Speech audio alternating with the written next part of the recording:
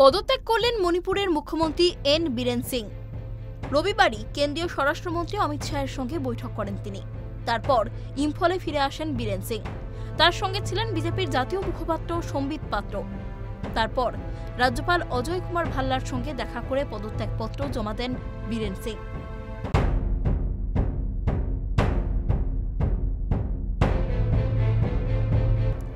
পদত্যাগপত্রে বীরেন সিং লিখেছেন, এতদিন মণিপুরের মানুষের সেবা করতে পেরেছি, এটা আমার কাছে সম্মানের।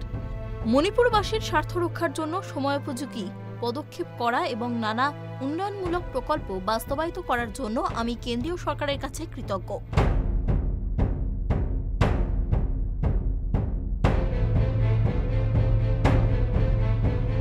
গত ১.৫ বছরেরও বেশি সময় ধরে গোষ্ঠীর সংঘর্ষে অশান্ত মণিপুর। এখনো পর্যন্ত কয়েকশো মানুষের মৃত্যু হয়েছে, গৃহহীন আরও অনেকে। পরিস্থিতি নিয়ন্ত্রণে মুখ্যমন্ত্রীর ভূমিকা নিয়ে অতীতে বারবারই প্রশ্ন উঠেছে। গত বছরের শেষ দিনে মণিপুরবাসীর কাছে প্রকাশ্যে ক্ষমাও চেয়েছিলেন বীরেন। সঙ্গে আশ্বাস দিয়েছিলেন ২০২৫ সালে রাজ্যে স্বাভাবিকতা ফেরাবেন তিনি। সেই আশ্বাসের মাসখানেকের মাথায় পদত্যাগ করলেন বীরেন সিং। দীর্ঘদিন ধরেই তার ইস্তফার দাবি তুলে আসছিলেন বিরোধীরা, যদিও এতদিন সেই পথে হাঁটেননি বীরেন।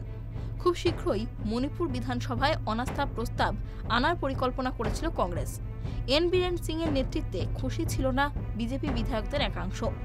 অনাস্থার হারের আশঙ্কা থেকেই কি নিজের পদ থেকে সরে দাঁড়ালেন বীরেন সিং, উঠছে প্রশ্ন। Bureau report, tribe TV Bangla.